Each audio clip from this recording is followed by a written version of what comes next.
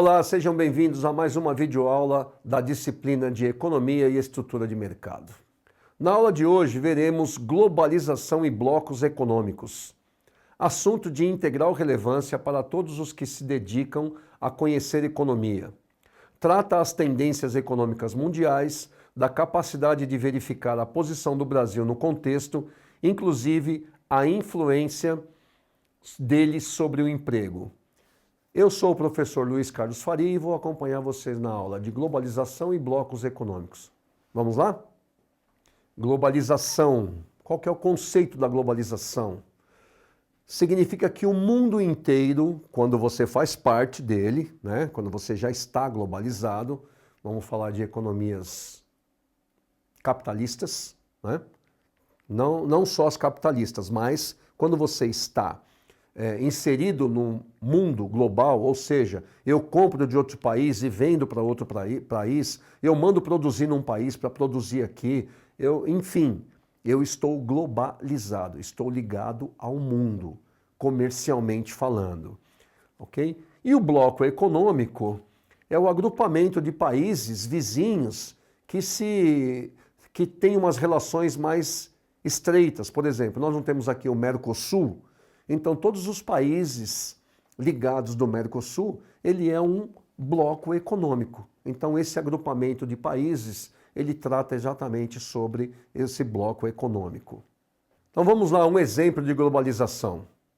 Globalização é uma princesa inglesa que estava com um playboy egípcio, num carro alemão, com motor holandês, dirigido por um motorista belga, embriagado com um uísque escocês, num túnel francês, perseguidos por italianos e que foi socorrida por um médico brasileiro com medicamentos americanos. Infelizmente, ela morreu. Apesar de ser trágico essa colocação, que é a morte da princesa Diana, isso é um exemplo clássico de globalização, ok? Eles estavam na França, o carro era alemão, o motorista era de outra origem, o médico era de outra origem, enfim. A globalização ela tem a capacidade de misturar as coisas e em um determinado momento ela é totalmente imperceptível, tá?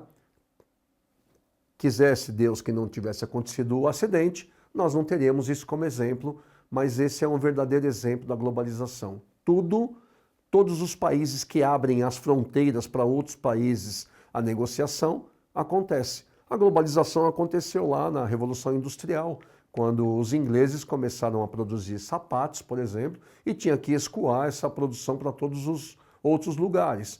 Então todo mundo começou a comprar dele, a Itália, a Alemanha, a França, Portugal, e aí ali começou o mundo globalizado a entrar em ação.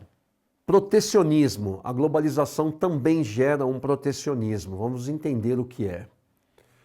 Protecionismo pode ser definido como um conjunto de práticas governamentais, ou seja, o governo cria o protecionismo para as empresas dele, dentro da sua região, que a gente chama de empresas tupiniquins, são aquelas criadas aqui, que objetivam a restrição do comércio internacional ou ajuda especial a produtores nacionais, tornando seus produtos mais competitivos. Ou seja, quando eu tenho um produto importado, que se fosse importado, ia bater de frente com um produtor nacional e isto prejudicasse 100% a empresa dele, esse protecionismo ia acontecer. Falou, opa, o teu produto não pode entrar aqui nesta quantidade, por exemplo, porque todo produto tem a sua escassez.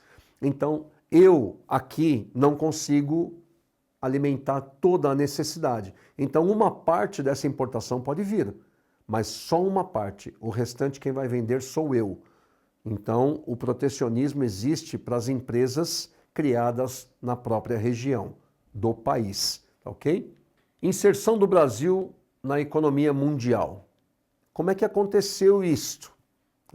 Nós temos aí um exemplo bem clássico disso daí, quando nós tínhamos um presidente chamado Fernando Collor de Mello, ele começou a permitir a importação de automóveis em massa. Porque até então, você queria, por exemplo, importar uma Mercedes, você tinha que fazer a importação individualizada. E aí a Fiat foi a primeira empresa que começou a trazer para cá, na época, o Fiat Tipo. Então, começamos a conhecer carros que não fossem produzidos aqui e que tivesse acessibilidade para nós.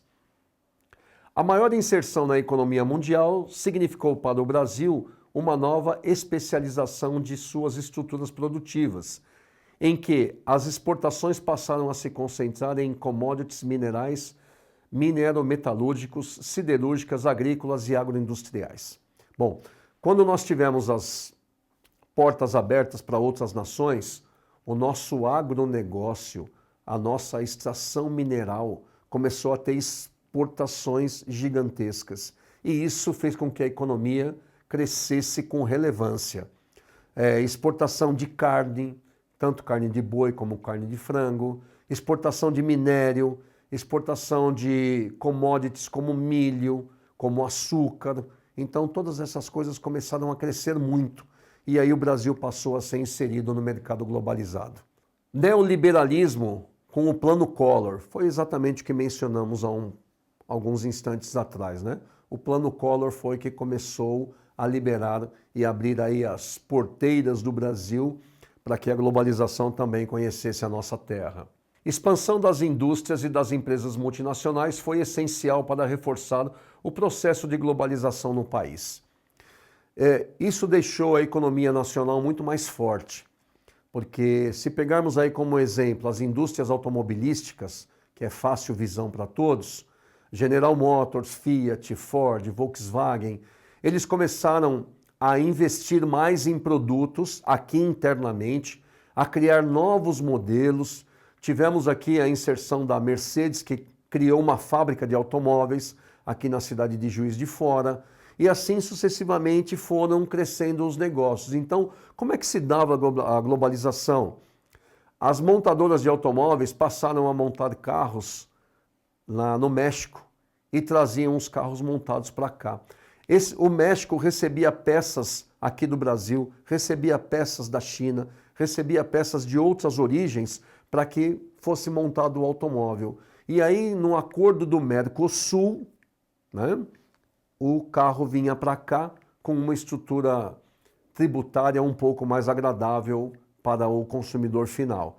Então, essa globalização é instituída aí pelo Fernando Collor de Mello, ela fez com que o Brasil abrisse os olhos tanto para enxergar outras nações, como outras nações abriram os olhos para conhecer o potencial do Brasil. Agora um questionamento vamos deixar aí para ver o que nós vimos até esse instante, seja aí colocado em pauta para ver se conseguimos desvendar a resposta correta.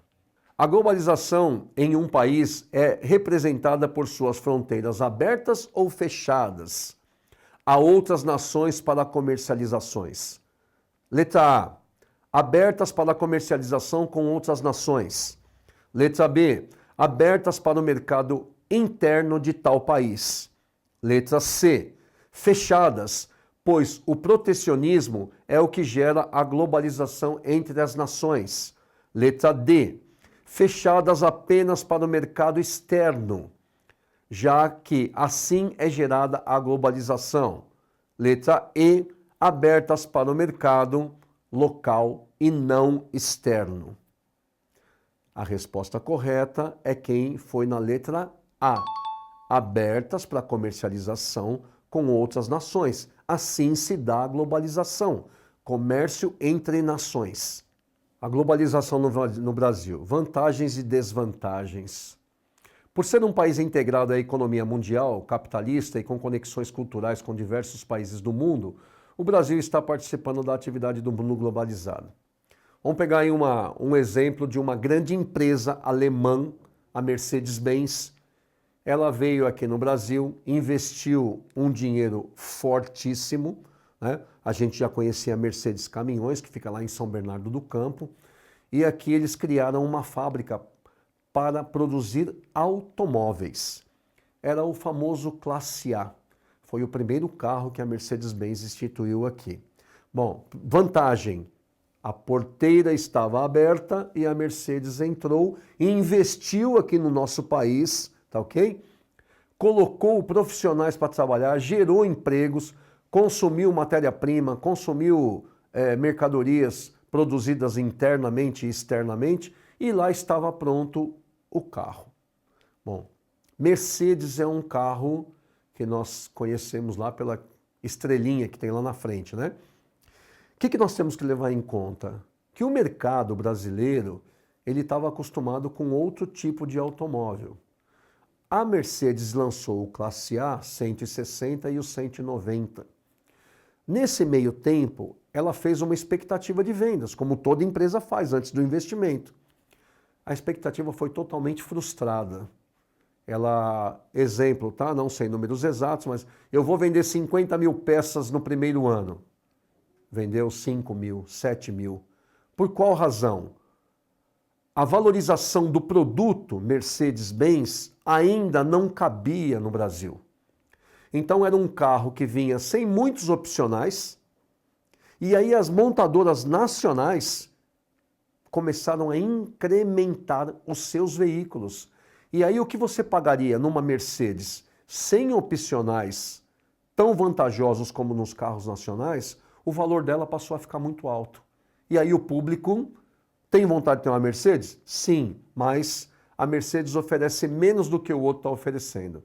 E aí foi onde a revolução interna dos automóveis começaram a criar corpo, e hoje a gente tem aí veículos que a cada 2, 3 anos são reestilizados, reestruturados, tem mudanças de design. Então isso tudo é provocado pela globalização, ok? Globalização, vantagens e desvantagens. Vantagens, própria evolução do sistema capitalista. Isso é uma grande vantagem, né? Porque a gente recebe tanto mercadoria quanto dinheiro de mercado externo. E isso faz com que o capital de todo mundo comece a circular com mais velocidade, com maior giro e com maior rentabilidade. Desvantagens, expansão dos problemas ambientais e aumento das desigualdades socioeconômicas. Continuamos com a Mercedes, só como exemplo. Quando as importações se abriram, começaram a vir aqui inúmeros automóveis da Mercedes. Automóveis lotados de luxo. Então a desvantagem socioeconômica começou a aparecer ainda mais, né? Porque você vê alguém andando com uma Mercedes luxuosa na rua, você sabe que a situação econômica daquela pessoa não é igual a de quem anda com um carro popular. Não desmerecendo nenhum nem outro, mas quando enxergamos economicamente isso, para o país, ele aparece muito na desigualdade. Então, aí algumas evidências de desvantagens que a globalização traz. No passado, todo mundo andava de Fusca, todo mundo andava de Variante, de Brasília, de Opala, de Chevette. Aí, de repente, vem alguém aqui andando de Mercedes. E aí monta-se uma concessionária Mercedes, não de caminhões, para vender automóveis. E aí aqueles automóveis luxuosíssimos que nós começamos a ver na rua, e você fala, opa, quem tem um carro desse não é uma pessoa que tem uma capacidade financeira pequena. Então, obrigatoriamente, a globalização começa a abrir e ampliar as vantagens e desvantagens socioeconômicas. Agora nós vamos deixar um vídeo para você. Verifique aí um trecho. Galera, o que vem a ser a globalização? Coloquei aqui para vocês, ó, um processo de um modelo capitalista. Isso mesmo, a globalização é considerada um braço do sistema capitalista. E os blocos econômicos, seus tentáculos, suas organizações. Nela consiste a mundialização de tudo, do espaço. O espaço passa a ser único. Passamos a viver numa aldeia global, né? Claro que cheio de desigualdades, cheio de problemas, e aí temos muitos pontos positivos e muitos pontos negativos, talvez mais até pontos negativos, tá bom?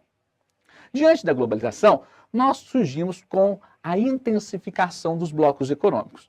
Partiu 90, 89, 91, os países, as nações começaram a se organizar em bloco econômico. Professor, o que é bloco econômico? Bloco econômico é uma união entre as nações que trocam relações privilegiadas entre si. Os blocos eles vão surgir para trocar relações econômicas privilegiadas entre seus países membros, a fim de proteger, de fortalecer suas economias diante de um mundo totalmente globalizado e aberto, liberal. Então, o bloco econômico ele surge no intuito de proteger e fortalecer as economias. Então, essas organizações intergovernamentais estabelecem planos, isso mesmo, almejam a circulação, o aumento da circulação de pessoas, produtos e serviços. Isso vem a ser a globalização. Lá na nossa plataforma você pode assisti-lo na íntegra. Chegamos ao final da nossa videoaula, onde falamos de globalização e blocos econômicos. Lá na plataforma Saiba Mais, você tem acesso à íntegra dessa aula. Bons estudos!